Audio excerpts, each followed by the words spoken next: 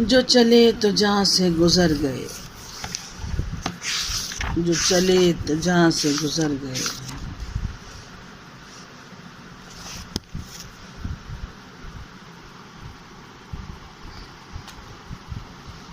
نصرت شمسی مصنفہ جو چلے تو جہاں سے گزر گئے۔ نصرت شمسی کی 6 کتابیں منظر عام پر آ چکی ہیں۔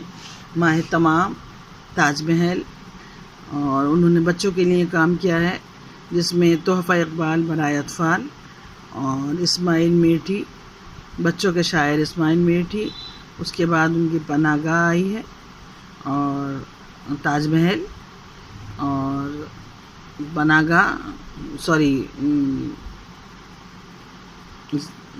گاہ اور یہ اوڑھنی، تو 6 کتابیں منظر عام پر آ چکی ہیں۔ 3 بار انہیں UP academy Urdu, Uttar Pradesh Urdu academy سے ایوارڈ مل چکا ہے، اپنے شہر میں ایوارڈ مل چکا ہے، سیمینارز میں شرکت کرتی ہیں، اور آن لائن آف لائن جو گروپ چلتے ہیں بزم افسانہ یا جس نام سے بھی، اس میں شرکت کرتی ہیں، اور یہ ان کا بہت خوبصورت ناول ہے جس کی آج قسط نمبر 3 یا 4 شائع ہوگی۔ تو دیکھیں ہم نے کہاں چھوڑا تھا کہ وہ پیچھے یہ ہوا تھا کہ سارہ اور منصور جو ہیں وہ کزن ہیں، اور منصور جو ہے سارہ سے تھوڑا چھوٹا ہے، لیکن دونوں بچپن سے اتنی پکی دوستی میں ہیں، اور سارہ منصور کے ذہن میں یہ بات بیٹھتی جا رہی کہ میں سارہ کے بغیر ادھورا ہوں۔ وہ کھیلتا کودتا جو بھی کچھ کرتا ہے وہ سارہ کے ساتھ کرتا ہے، اور وہ سارہ کو لے کر قبرستان گیا، وہاں بیڑ توڑنے، وہاں دادا ابا آ گئے، وہ سارہ کو چھوڑ کر واپس آ گیا، اور گھر آ کر اس کی خوب خبر لی گئی۔ اس کے بعد جو تھا اس کو سارہ ایک دن بڑے ہونے لگے تھوڑے تھوڑے، سارہ کے بہت سیاہ لمبے کالے بال تھے، اسے بہت اچھے لگا کرتے تھے، اور ایک دن اس نے اس کی چوٹی کاٹ لی تھی۔ تو اس کے بعد کیا ہوا دیکھیے دونوں کے، اس کے آگے ہم پڑھتے ہیں۔ اچھا تم ہوتے کون ہو مجھے روکنے والے، ذرا تمیز سے بات کیا کرو، اب میں بڑی ہو گئی ہوں، ویسے بھی تم سے بڑی ہوں۔ سارہ نے ایک ادا سے اپنی گردن اکڑائی۔ ارے ہوگی بڑی کسی اور کے لیے، میں نہیں مانتا، یہاں تو میں ہی بڑا ہوں اور میں ہمیشہ بڑا رہوں گا۔ اچھا اب مجھے بہت سا اسکول کا کام کرنا ہے، فی الحال میں سونا چاہتی ہوں، تم جاؤ۔ چلا جاؤں گا، اتنی جلدی کیا ہے، تھوڑی دیر اور باتیں کرتے ہیں۔ کون سی باتیں؟ اسکول کی، گھر کی، کوئی بھی۔ سارہ کو بہت نیند آ رہی تھی، تھوڑی دیر میں وہ باتیں کرتے کرتے ہی صوفے پر ڈھیر گئی۔ اس کی ایک لمبی سی چوٹی صوفے سے باہر لٹک رہی تھی، بالوں میں جکڑی ہوئی، جس نے منصور کو بہت چڑ تھی۔ منصور بھی اب جوانی کی خوشبو سونگھ چکا تھا، اس کا دل اکثر کسی بات کو سوچ کر دھڑک جاتا۔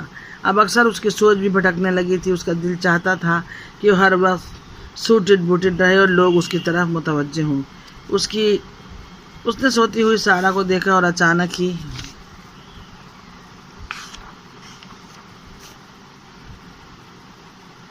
وہ اسے پہلی بار ایسا لگا جیسے وہ آج پہلی بار اسے دیکھ رہا۔ وہ بہت انوکھی، نئی اور خوبصورت لگی۔ وہ سارہ کے قریب آیا، اس نے اس کے بالوں سے اٹھنے والی مہک کو سونگھا، اس کی بند آنکھوں کو تکا، اس کے چہرے کو غور سے دیکھا۔ آج اسے پتہ چلا کہ سارہ واقعی بہت خوبصورت ہے، بالکل گڑیوں جیسی۔ اس کے بالوں کو چھوا، پہلی بار اس کے ہاتھوں میں کچھ کپکپاہٹ ہوئی تھی، حالانکہ وہ 1000 بار اس کے بالوں کو چھو چکا تھا، کھینچ چکا تھا، مگر آج جیسی کیفیت پہلے کبھی نہیں ہوئی۔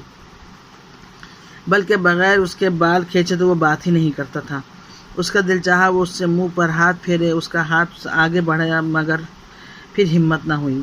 بس وہ ایک لمحے تک اسے تکتا رہ گیا۔ اس کا دل بہت تیز دھڑک رہا تھا، اگر سارہ جاگ گئی یا کوئی اور آ گیا تو۔ پھر اس نے اس کی لمبی سی چوٹی کو چھوا، آہستہ آہستہ اس کا ہاتھ اس کی لمبی چوٹی پر رینگ رہا تھا۔ ہر وقت اتنے خوبصورت بالوں کو جکڑے رہتی ہے، اس نے دل میں سوچا۔ وہ اٹھا اور قینچی اٹھا لایا، پھر اس نے اس کے بے سوچے سمجھے اس کی چوٹی کاٹ ڈالی، کوئی بالش بھر کے قریب۔ نہ بال لمبے ہوں گے نہ باندھے گی۔ پھر وہ غائب ہو گیا، اور شام کو گھر میں ایک حشر برپا تھا۔ سارہ دہاڑے مار مار کر رو رہی تھی، اور سب حیران تھے کہ یہ ہوا کیا ہے۔ امی میرے بال کس نے کاٹ ڈالے؟ سارہ برابر اپنے کٹے بالوں پر ماتم کر رہی تھی۔ آخر کس نے کی ہے یہ حرکت؟ امی خود حیران تھی۔ بھابھی کہیں کسی آصف کا تو کام نہیں؟ ہاں دلہن، مجھے بھی ایسا ہی لگتا ہے۔ جیٹھانی نے اپنا اندیشہ ظاہر کیا۔ کیسی باتیں کرتے ہیں آپ لوگ، کیسا بھوت جن؟ مجھے تو یہ منصور کی شرارت لگتی ہے، دیکھیے ابھی تک اپنے کمرے سے باہر نہیں آیا۔ मगर मंसूर ऐसा क्यों करेगा? मुकदमा काफ़ी बड़ा था, इसलिए इतनी जल्दी निपटने वाला नहीं था। आज तो सारा को भी बहुत गुस्सा आ रहा था। उसे पूरा यकीन था कि ये काम किसी जिन भूत का नहीं, मंसूर का है, जो हर वक्त उससे कहता रहता है, ये बलों में जकड़े बाल मुझे तेरे बहुत बुरे लगते हैं। लेकिन अगर वो मंसूर का नाम लेगी तो फिर उसकी खैर नहीं। अभी तो ये जिक्र चल ही रहा था कि ताया अब्बा मंसूर के पापा घर में दाखिल हुए और सबको आंगन में देखकर हैरान रह गए। क्या हुआ, सब खैरियत तो है? दोनों जल्दी से सबके करीब आ गए और फिर ताई अम्मी ने सारा वाक़या मनोन सुना दिया। मुझे तो लगता है अपनी सारा झपेटे में आ गई है। कैसी बातें करती हो? ये मंसूर कहाँ है? बुलाओ उसे, ये हरकत उसी की है, सिर्फ उसी की। नहीं ताया अब्बा, मेरा कमरा तो अंदर से बंद था। चुप, हर बार किसी न किसी बहाने उसे बचा लेती है। सर चढ़ गया है, दिमाग ख़राब होता जा रहा है साहबजादे का। मंसूर के अब्बू को भी बहुत गुस्से में थे। मंसूर, ओ मंसूर, बाहर आओ। ताया अब्बा की गरजदार आवाज़ ने पूरा घर हिला दिया। मंसूर कांपता हुआ बाहर आया। जी ताया अब्बा, ये क्या हरकत की है आज तूने शैतान? क्या हुआ? क्या हुआ? भोला बनता है? ये सारा के बाल किसने काटे हैं? सच सच बता, नहीं तो इसी बेत से तेरी टांगें तोड़ दूंगा। नहीं नहीं ताया अब्बा, मुझे नहीं पता। झूठ! ताया अब्बा ने अपनी बेत उठाकर एक जोरदार मंसूर की कमर पर वार किया, जिससे वो तड़प कर फर्श पर गिर गया।